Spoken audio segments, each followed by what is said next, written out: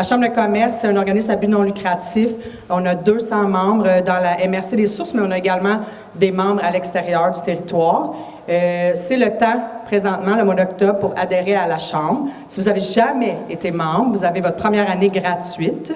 Pour ceux qui le savent ou ne savent pas, il n'y a pas beaucoup d'entreprises dans notre région, particulièrement à Denville, qui sont de 3 générations. L'année passée, on est allé visiter Industrie 3R, les chaînés. Moi, j'ai pas vraiment exactement, mais je suis aussi 3e génération. Je n'ai pas suivi dans l'entreprise de mon père, qui était Transport Lodge. Mais mon grand-père et mon père étaient entrepreneurs et ils ont travaillé avec le grand-père à Sylvie et le père à Sylvie et l'oncle à Sylvie. Donc, pour moi, c'est touchant d'être ici et de faire, tu sais, de vivre ce moment-là. Mais l'autre petite anecdote, c'est que là, j'essaie de compter, là, 19 ans, petit bébé entrepreneur que j'étais, j'ai joint la Chambre de commerce comme bénévole. La même année, il y a un autre petit bébé entrepreneur qui s'est joint, puis c'était Sylvie. Donc, présenter une collègue, mais aussi mon amie qui a grandi avec moi dans l'entrepreneuriat, Sylvie Beauchemin. Merci, Isabelle. Bonsoir à tous et à toutes. Est-ce que vous m'entendez bien? C'est bon? C'est avec une très grande joie que mon père Alain, mon frère Francis, on vous accueille officiellement pour souligner un moment spécial, le 50e anniversaire de l'entreprise. On vous remercie tous de votre présence et j'en profite pour saluer plus particulièrement Céline et Michel, sont là-bas, Céline et Michel, qui ont fait partie intégrante de l'histoire de l'entreprise pendant une longue période de temps. Ces 5 décennies de passion, de recherche de solutions, de défis relevés, de projets variés et tellement diversifiés. Et c'est grâce à nos employés, nos clients, nos fournisseurs que nous sommes encore ici aujourd'hui. Mais vous l'avez vu à l'écran tantôt, ceux qui n'étaient pas là-bas, qui étaient plus par ici, dans le fond, c'est 50 ans d'existence depuis l'incorporation, mais c'est aussi 75 ans d'histoire depuis le tout début par mon grand-père Simon en 1949. Aujourd'hui, mon frère et moi, la 3e génération, on dirige ensemble l'entreprise depuis quelques années. Mon père, Alain, demeure copropriétaire. Il n'est jamais vraiment trop loin pour nous conseiller sagement, nous transmettre ses connaissances et nous faire profiter de ses expériences du passé. Au niveau passation de la relève, honnêtement, je peux vous dire qu'on est réellement chanceux de bénéficier d'une telle relation de confiance. On tient à exprimer notre gratitude à tous nos employés, anciens et actuels, qui ont contribué et contribuent encore à cette aventure. Leur dévouement et leur travail de qualité ont façonné l'histoire de l'entreprise et ont permis de grandir et d'évoluer au fil des ans. Francis et moi tenons également à remercier nos prédécesseurs, notre père, notre oncle Michel, notre grand-père Simon et notre grand-mère Rachel, qui ont transmis des valeurs fondamentales, dont la passion, le travail, l'écoute, l'humour qui nous guide à travers les défis et les opportunités. Ils ont su créer un environnement propice aux rapports amicaux où le travail bien fait et l'entraide sont au cœur de la culture de l'entreprise. Je tiens aussi à saluer nos partenaires et clients qui nous ont fait confiance et qui croient en nous. Votre soutien est essentiel à notre succès. On est heureux de continuer à bâtir des relations durables avec vous dans les années à venir. Finalement, je ne peux pas terminer nos remerciements sans parler de nos conjoints et conjointes qui nous soutiennent au quotidien dans nos réalités d'entrepreneurs. Ils ne nous mettent pas plus de pression supplémentaire, même si on arrive rarement à l'heure au souper, puis ils comprennent nos défis. Ce soir, nous célébrons non seulement notre passé, mais aussi notre avenir. Chaque année, chaque projet, chaque collaboration nous a rapprochés de notre vision. On est convaincus que de très belles années sont encore à venir. Je passe là maintenant la parole à mon père qui va vous décrire brièvement les grandes étapes dans l'histoire de l'entreprise. Bonsoir à vous tous. Merci de votre présence. Merci donc quelques étapes importantes de notre parcours que vous voyez ici au mur. Vous voyez tous les logos à partir de 1949. C'est un peu l'explication. Le tout premier logo en 1949, à cette époque, des années 50, mon père Simon, et en collaboration avec ma mère Rachel, travaille le bois et s'est spécialisé dans les portes et châssis. Ils avaient leur atelier dans la maison familiale qui se trouvait sur la rue Giguère, ici, en arrière. Dans les années 60, il poursuit son expansion dans le bois achète la ferme et le terrain en avant de la maison, transforme la maison où ils sont, déménage pour faire son atelier, le bois, dans la bâtisse.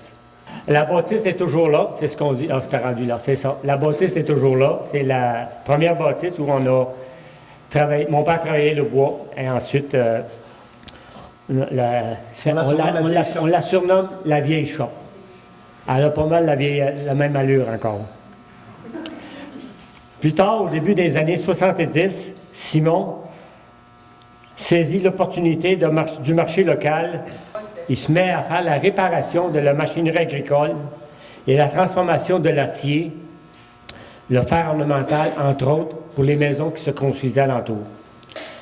La transformation s'est bien enclenchée entre le bois et le fer. En 1974, mon père propose à mes frères, Michel, Mario et moi, de s'incorporer. Ce fut la naissance de Les Ateliers Beauchemin, où chacun de nous a pu apporter des idées et ses forces. C'est ça. C'est dans ces années-là que nous achetons une bâtisse que nous sommes présentement, la partie de ce parti-là. Quelques années après, nous avons procédé à un premier agrandissement, soit la partie que vous voyez complètement à gauche, la partie que vous voyez dans le coin là-bas. Cette période a marqué un tournant important dans notre histoire de l'entreprise. Le secteur agricole étant à la baisse et le développement industriel à la hausse dans la région, nous avons saisi l'opportunité et réorienté nos activités dans le service industriel. Pensons à JM Asbestos qui accordait des commandes de consumables de toutes sortes, voire même des équipements roulants. De ce fait, nous initie à la ferblanterie industrielle. Il y eut aussi l'arrivée de Cascade Kingsford en 1964, qui nous a permis de diversifier davantage notre offre. Ici et là, notre père fait profiter de l'entreprise des connaissances acquises à JM Asbestos au fil du temps. La grande confiance que Cascade nous fait réaliser, de grands projets de transformation et d'automatisation d'équipements de production. Merci à M. le maire d'être ici présent. C'est très important. Merci. Graduellement, notre père nous passe le flambeau à Michel et à moi, si bien qu'en 86, il se retire complètement de la direction. Vers le milieu des années 80, référé par M. le maire, on entame une longue période de confiance et de partenariat avec la firme d'ingénierie Première Technologie, où Jack les représente ce soir. Merci, Jack, de ta présence. Cette relation d'affaires nous a permis d'acquérir une grande expérience, ce qui se poursuit encore aujourd'hui avec Sylvie et Francis. Les années 90, on met le logo au goût du jour. Le Macacototing. En 99, avec la venue de Magnola, on effectue une deuxième agrandissement, celle que vous voyez ici actuellement. Ça, c'est la partie arrière. C'est avant l'agrandissement, en fait. Ça, c'est avant l'agrandissement. Puis après ça, il y a eu l'agrandissement qu'on voit, puisque vous êtes ici actuellement, en 1999. Bon, là. Sylvie, que dirais-tu de nous parler de la suite?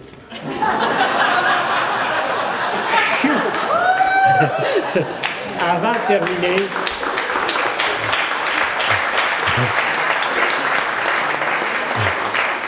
de terminer, je peux vous dire qu'actuellement, je suis très fier du parcours qu'on a fait. Et je suis très fier de mes enfants, du parcours qu'ils font. Merci.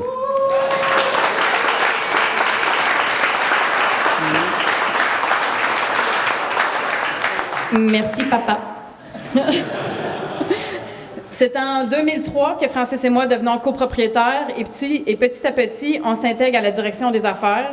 C'est aussi dans cette période-là qu'on modernise à nouveau le logo. En 2011, on procède à l'achat du bâtiment situé à 1 km d'ici, vers Richemont, sur la même rue. C'est le plan 2. On l'appelle le plan 2. Ça nous permet de fabriquer des pièces de grande envergure. On n'ira pas le visiter ce soir, mais c'est une bâtisse qu'on a depuis 2011. À partir de 2000... on voit aussi un peu l'intérieur. C'est ça.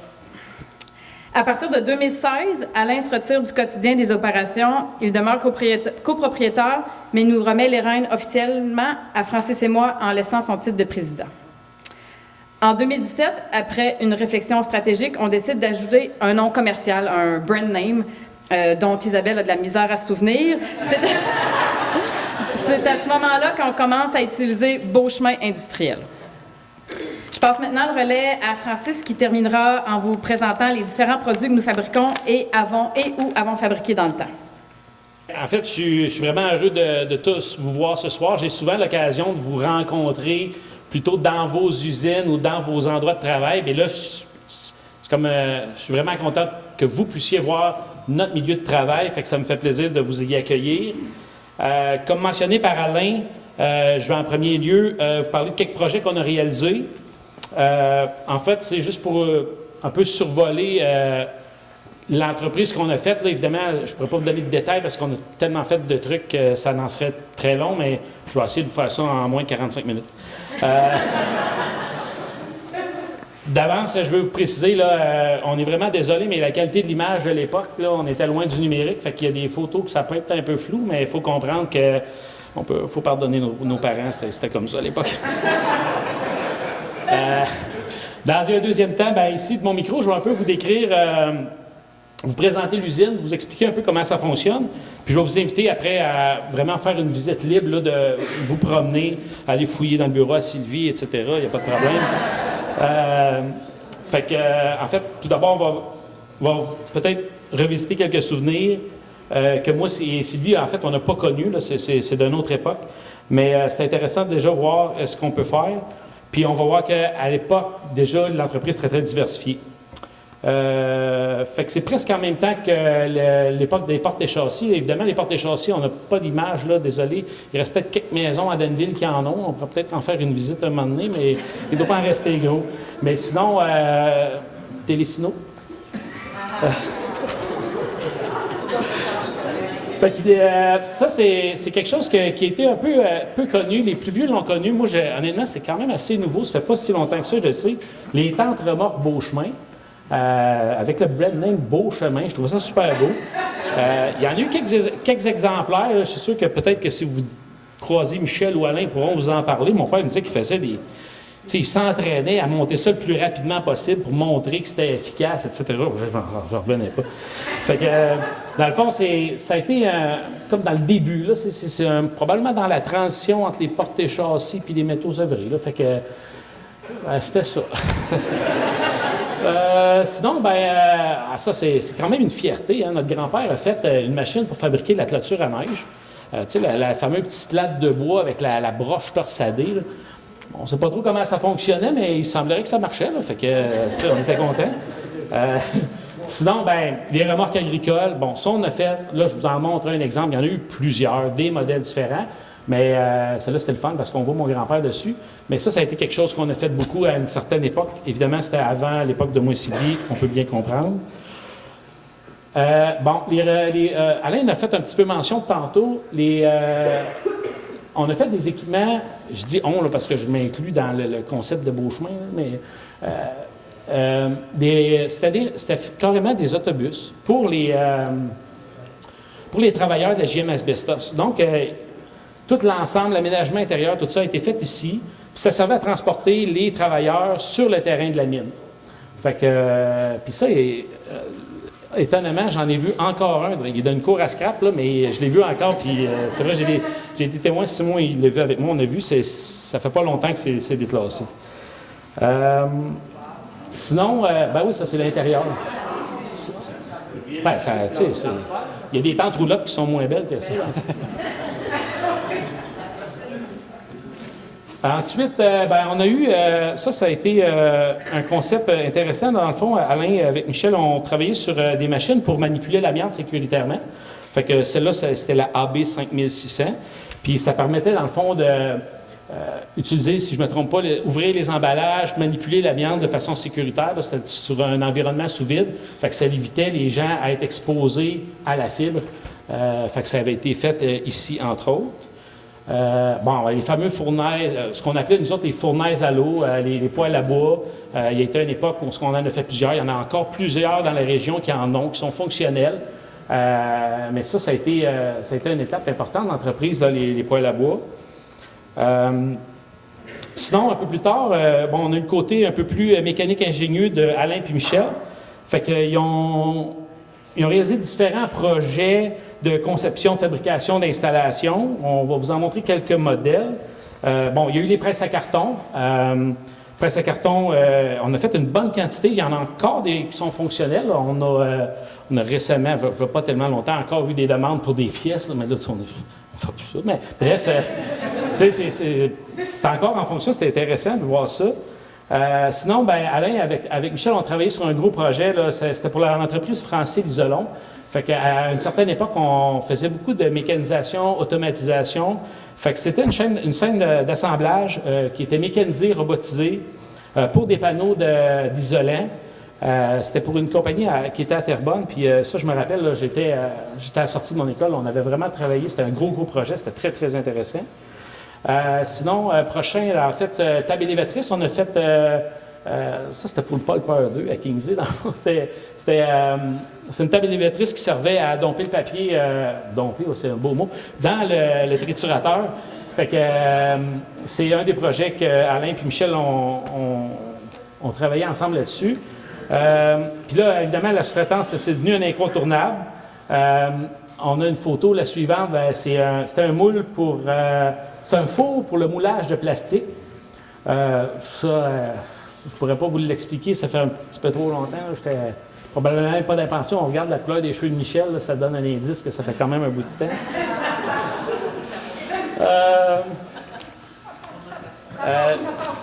Sinon, au tournant des années 2000, je suis bien rendu là.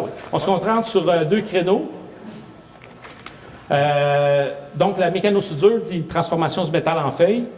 Du côté de transformation des métal en feuille, bien évidemment, on a développé une bonne expertise en ventilation de procédés puis d'équipements industriels.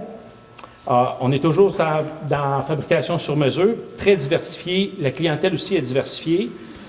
Voici en fait des exemples de ventilation de procédés. On va voir des conduits en tout genre, matériaux, type, finition, peinture, etc.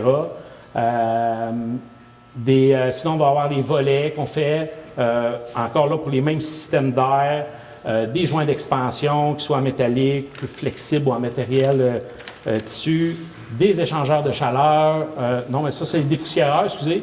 Dépoussiéreurs, ça, scrubber, cyclone. On est tous là-dedans dans des produits. Encore là, c'est très spécifique aux pâtes et papiers, mais c'est un créneau fort. Là, c'est les échangeurs de chaleur à plaques, de modèles, de dimensions différentes, peu importe. Là, on a fait vraiment beaucoup. Des échangeurs à tubes, un peu le même principe, mais pour faire des récupérations d'énergie, mais cela, on utilisait des tubes. Des chambres de combustion, encore là, différents modèles, différents clients, différentes grandeurs. Des panneaux de sécherie, des caissons. Encore là, on est encore au niveau des pâtes et papiers, mais c'est pour les environnements de séchage, etc. Et évidemment, notre fierté, en fait, on a fait des hot Yankee pour le séchage du papier tissu. C'est des très gros projets qui demandent beaucoup de temps d'homme, puis c'est une spécialité qu'on a acquérie avec le temps. On est très fiers de ça. Sinon, si on continue du côté mécano-soudure, en fait, les projets sont encore plus diversifiés. On a fait des supports d'équipement. Celle-là, on a fait un petit hommage à Rockefeller Center, comment ça s'appelle? Rockefeller Center, là, en fait, c'est une photo historique. On a dit, on va recréer ça avec une des structures qu'on a faites. On a trouvé ça bien amusant. Fait que c'est des supports d'acier, des équipements d'accès de structures, etc. Il passerait l'escalier, des traits de gaz. Comme on voit, il y en avait 2 à l'entrée, 2 traits de gaz. Fait que c'est encore des trucs qu'on fabrique encore régulièrement. La prochaine, c'est assez rigolo. On a fait une balançoire pour un spectacle de cirque à Las Vegas. Puis évidemment, ben, on l'a essayé parce que on ne peut pas le faire et pas l'essayer. Fait qu'on s'était bien amusé avec ça. On a des systèmes de rétraction pour encore là, les Hot Yankees, c'est des créneaux qui sont spécialisés qu'on aime bien faire. Des équipements spécialisés de fonderie, ben, dans le contexte, on est dans un milieu où il y en a eu.